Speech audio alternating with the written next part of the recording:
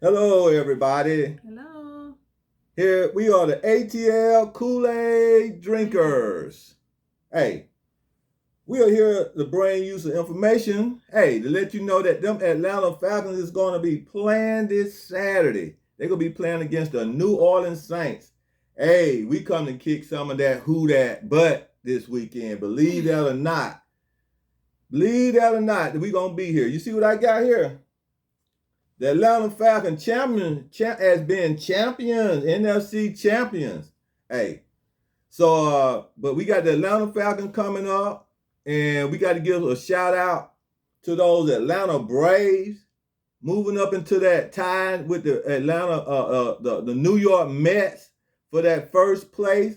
I told you the Mets. I didn't think they were gonna be slipping this bad, but it don't look like Scherzer and the Grom arm is going to make it through the playoffs. I mean, their arms is really tiring out. They are old guys, and I just don't think that they is going to make it through the playoffs. So the Atlanta Braves are looking good, and we got the best win and loss record of the baseball right now. So we on the roll. We getting hot at the right time, and I think those Atlanta Braves about to go back to that World Series. They about to be them World Series champs again. So what we're looking at right here also is that I want to give a shout out to a couple of people here with the Braves. I want to give a shout out to Spencer Strider with his 16 strikeouts. And last night, Grissom had a 4-hit game. But we also got to give another shout out to Harris. That boy been on a 16-game hitting streak, man. I mean he done got a hit in 16 straight games. So what I always tell everybody, but everybody don't want to hear me on this. You build championship through the draft. You can't build championship by going to get a bunch of free agents. You see what I'm saying? You can't do that. Man, you can't do it. You could build a longer dynasty by building through the draft with a lot of young boys playing together, and they playing together for a long time. So that's what I'm trying to tell everybody to do. The Atlanta Falcons look like that Atlanta Falcons sort of getting in on that a little bit. They got, even though they got an older quarterback right now, but they got a young quarterback behind the old quarterback, getting ready for that young dynasty. And so we're looking at, we got a young freshman running back in that year since they broke down the 53-man roster. Allison is not on there, and my boy Huntley not on there, and but that's okay. I'm sure they couldn't hold all those guys. They already had made their mind with Williams and what they're gonna do with Williams and everything. So they're gonna be okay with Williams. Uh, so we just got to do, because Williams, they say Williams is a switchblade. One of the Williams is a switchblade, like a switchblade army knife, because he can run kickoff backs and also do some running back. So, but my thing is that when it comes down to the Atlanta Falcons, is that what we're going to have to do is that the most important thing the Atlanta Falcons do, and this is what gets me and it burns me up. And I hope you're listening, Coach. This is very important. We got to run and get whatever you got to do. Whatever you got to do, Coach. We have got to get those first downs on those 3rd and 1s and 3rd and 2. 2nd and 1s. 2nd and 2. First, you got to get them. We get a pass and the man come up short on a 2nd and 1. We got to run it and get that first down. Well, you quarterback sneak. You got a good running quarterback. He big and everything. No reason for not quarterback sneaking and get that first down. And you got to run it. As you got to run it. You kept the fullback. So by keeping that fullback, you got to go get those first down. That is what kills us a lot of time. On the goal line. 1 yard on the goal line. Can't get into the goal. Goal can't get in. You out there throwing the ball 4 times and you on the 1 yard line. That ain't working. That's not gonna work. That don't work. A strong football team in a winning football team get those first down by running the ball. Quarterback sneak, fullback, whatever. You get those 1 and 2 yards by running the ball. And that's why you get in the trenches. If you can't win the trenches with a 1 yard run, you're going to have a very hard time winning a football game. He used to just kill me with the last team. When Julio Jones or a tight end catch the ball, he get tackled 1 or 2 yards short of the first down, and now it's 3rd and 1. And we go for a 3rd and 1, and you pops up and throw a pass, or you can't get the 1 yard. It behooves me one time with a Falcon team. We was on the 1 yard line. And I said, hey, baby, we finna beat the New Orleans Saints. Come on downstairs. We on the 1 yard line. And we didn't get in. 1 yard line? We couldn't run it in. Then you're going to try to jump up and throw it in. And it wasn't working. So, coach, offensive line, running back, quarterback, get the 1 yard, get the 2 yards on the 3rd and 1, get the 1 yard, get the 2 yards on 2nd and 1 by running the ball. Do you hear me? Run the ball. If we can do that, because we're going to be up and down the field all day long passing the ball. We got too much going on. We got too many wide receivers. And Cordell, look, coach, please use Cordell Patterson correctly. Last year, I don't know what you thought this dude was. He is your superstar. Period. Cordell Patterson is your superstar. You hear me, Cordell? I know you already know. You already know you're going to play like a superstar. You're going to run like a superstar. And no matter what he put you in wide receiver, no matter what he put you in tight end or put you in running back. But coach, this man's your superstar. When you need, when you need something, put him in. Put him in to get the job done. When you know you're down in the red zone, don't have Cordell on the sideline. I seen that. I don't know what that was last year when you ran what his name, and he fumbled the ball when Cordell should have been playing. So I'm just saying. Cordell didn't play last year? He played, but coach took him out and ran the other running back. That favoritism, running him, you just ran him too much last year. So coach, use the players the way it's supposed to be used. And run the ball. Get that 1 yard by running the ball.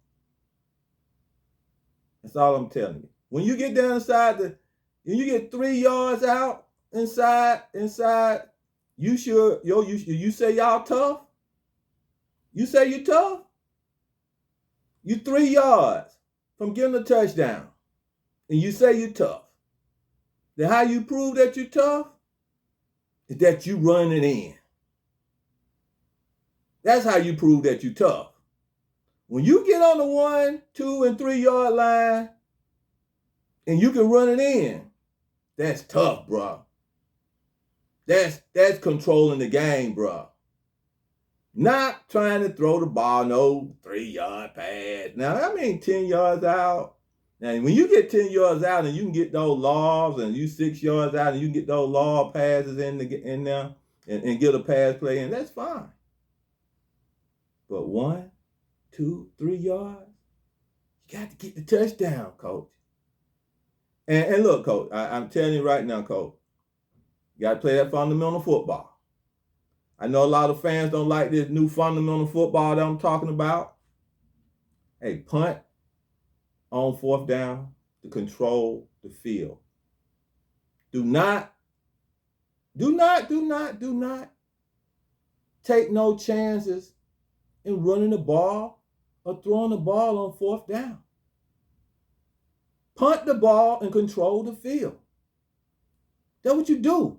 That's why you get a good kicker and a good punter. Can control the football field and have enough confidence in your defense that when you do that and you punt the ball and put them down on the 1 or 2 yard line, that your defense gonna stop them. Mm-hmm. And make your players understand. Look, my opponent just put them on the 2 yard line. They should not drive the whole field. Now, if you can't do that, you need to go get you some new players. If your players can't do that and you can't make decisions on that, you need to go get you some new players. Okay? So play fundamental football.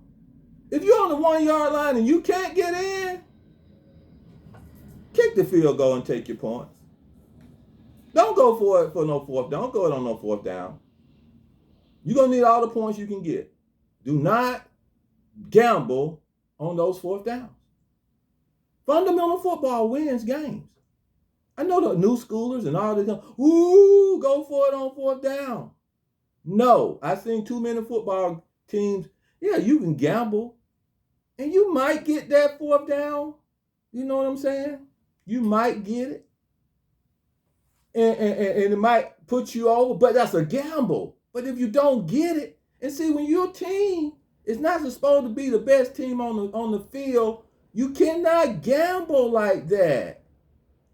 Your chances go down of getting that first down on the fourth down. Second, coach, do not gamble with 2 points. Don't get in that stupid 2-point stuff. Kick your extra points when they're supposed to be kicked, and don't get that mess up on those 2-point plays. You should know there's only 2 reasons why you should go for 2 points. It's only 1 or 2 reasons. It's when you down there and you going for 2 and you going to take the lead. You having to have to do it. Not to take the lead, but you having to have to do it because you put in a position to do it. 99% of the time, you shouldn't even have to go for 2. But if you want to go for 2, you should be in a position where you're going to say, okay, I'm going to go for 2 to tie the game or to take the lead. Not to gamble. I mean, you're going to give up one. If you down there and the extra point going to tie the game, and the extra point is going to tie the game, then you go for that. And don't do that too early. Do not do no 2 points early in the game. Do not do it early in the game. Don't go for too early in the game. And coach, don't do what Georgia Tech did. Please use your timeouts correctly. Because they didn't have no timeouts. They lost all it was still 8 minutes left in the game, and they had no timeouts. Come on. Please, coach. These are the managements that I'm expecting. Please use your timeouts correctly. That's all I got to say. Okay? So, I'm telling you, people, I already said what the Atlanta Falcons going to do. Because we are what? ATL Kool-Aid drinkers. They going to the NFC Championship. And my dream is to see them playing the Bucks. We're going to get in as a wild card. The Bucks is going to win the division. Or they pick the Falcons to win the division. It could be either or. Falcons win the division and the Bucks get in on the wild card. We don't care. We're going to be in the NFC Championship getting ready to play to see whether we're going to go to the Super Bowl or not. This is my other thing. Mariota. Please, people, don't push it. Keep pushing. I don't want to hear this throughout the whole year about whether the quarterback should be taking Mariota's place. No, he should not. He should not be getting ready to take Mariota's place. He should. I feel this is going to be Mariota's year, and we're going to give Mariota every opportunity to make this his year. And if he don't get this year done, then we'll go with the backup quarterback. We'll go with the quarterback, our draft pick. Right? Right. So that's what we'll do. We'll go with the draft pick. Now, with that, I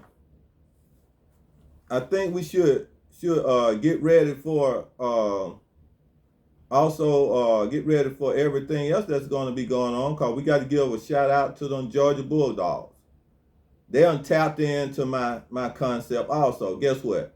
You know why they winning? You know why them Georgia Bulldogs is winning? Because they have learned to do it through the draft. And one other reason, because Coach had that favoritism with the quarterback, and his quarterback that he have a favorite with is actually performing. So that's a plus. And he got a bunch of rookies. He got the best. He is in the top 2, top 3. What you call bringing in new talent to college football. So he is doing really, really good now. A lot of rookies look really, really good. So it's showing you that he have tapped in on how to recruit. He has one of the top recruiting class. He learned this from Alabama. His coach, that's one thing he learned. He finally learned that, hey, and guess what? You got to go get them boys out of Georgia. You got to get them boys out of Georgia. So he looked real, real good. And, hey, they headed to another championship. I don't even know why they had Ohio State in front of them. In front of Georgia. In front of Georgia. Georgia won the championship. They beat Alabama. They should have been number 1. They beat Alabama. Why Alabama always got to come out number 1? So all I'm just saying is that, hey, look, Georgia should be number 1. But by next week, Georgia should be number 1.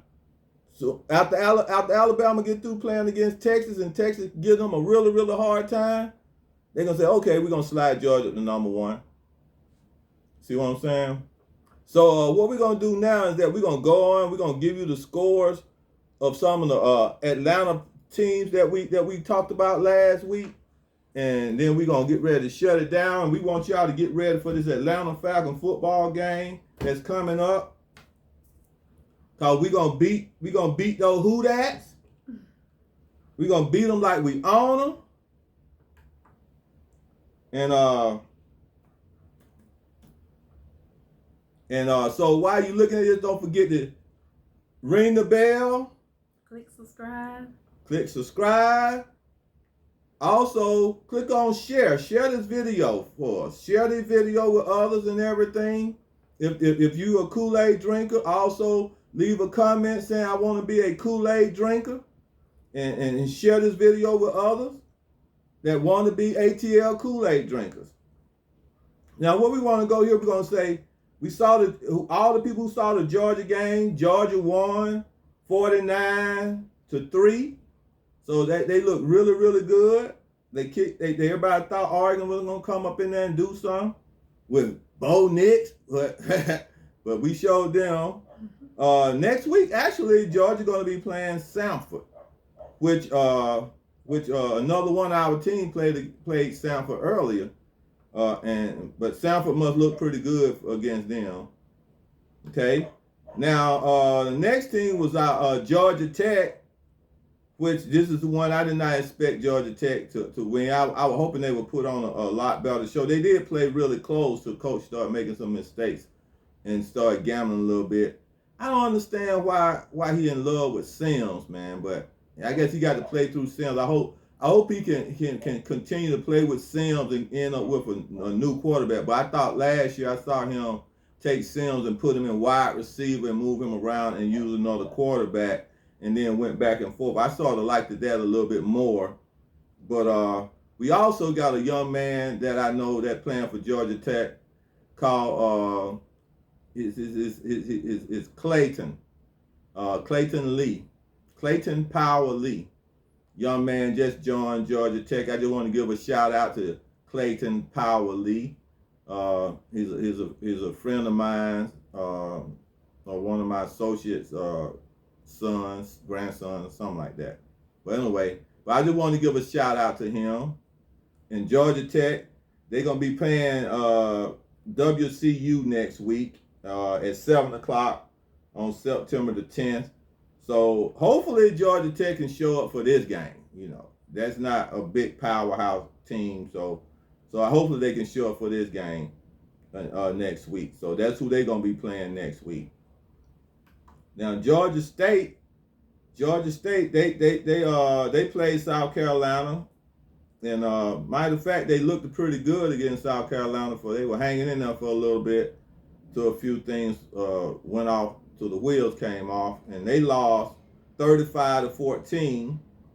And next week, Georgia State gonna be playing UNC, University of North Carolina, UNC. You know, that powder blue UNC.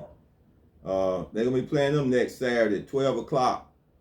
So, matter of fact, it's showing right here they're gonna be playing them jokers at home. So they're gonna be at home playing USC. So all y'all Georgia State alumni and fans, if y'all want to run on down there to the old, Atlanta Braves Stadium that they made their home, and run on down there and watch them play. They start playing at 12 o'clock. They're gonna be playing UNC. That should be a pretty good game right there. UNC almost got beat, but I mean, like, really, they almost got beat by Appalachian State. So we got to worry about that. So run on down there. If anybody got tickets, all your alumni, go on down there and watch Georgia State play that UNC game. But they did lose 35-14. Then we got West Georgia. West Georgia always have been one of those teams that played pretty good football. They played Carson Newman last week and they won 38-7. So that's pretty good. And I've seen a few highlights of that game and they look pretty good. So I think they're gonna be really, really good. And guess what? Next week, like I said, they're gonna actually be playing Morehouse College at 6 p.m. on the 10th. So anybody want to run on down there to Harvey Stadium and watch West Georgia play Morehouse College? That'll be a good thing, And cause when you look at some of those HBCU stands, man, they be sort of empty. They do be sort of empty. So if they could get some of the citizens around the city or something, just every now and then, just go out and watch.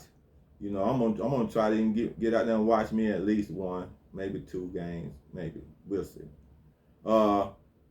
And then so they lost. So West Georgia won their game 38-7. And now we got Kennesaw State. Now Kennesaw State, they played Sanford. That's who Georgia is going to be playing next, Sanford. So Sanford Bulldogs, you can't put nothing by them boys. Them boys is pretty good. You know what I'm saying? So they pretty good. So Kennesaw State lost to them 27-17, and so they're gonna be playing pretty good too.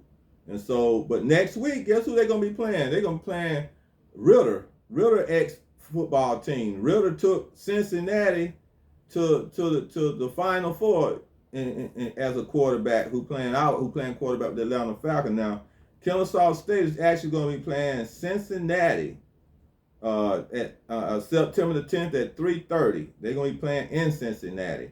So that should be pretty good. So now we got Sanford going to be playing Georgia. So, hey, that's how it is, right? But Kennesaw State lost their first game 27-17,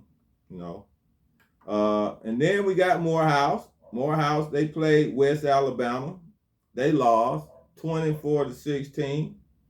And like I say, their next game will be against West Georgia. So, they're going to be two ATLians, a Georgia part of the Kool-Aid drinkers group that is in there. And,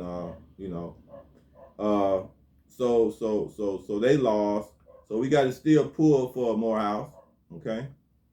And basically that's about it. So what we're gonna do here, we're gonna say We still pulling for all the teams that won or lost because we are what? ATL Kool-Aid drinkers. Okay, we want to give a shout out to Atlanta United. They not doing too well. They got my boy suspended. They one of their superstars suspended. So we got to still pull for them until they get their stuff together. Because why? Because we are ATL Kool-Aid drinkers. And so what we want to do, we want everybody to get their stuff together. Give us a thumbs up. Give us a shout out. Share, hit your share this with everybody. And then, let's go say, go Falcons. We're going to kick some who that butt because we say that because what? We are cool ATL Kool-Aid drinkers. And y'all have a nice day.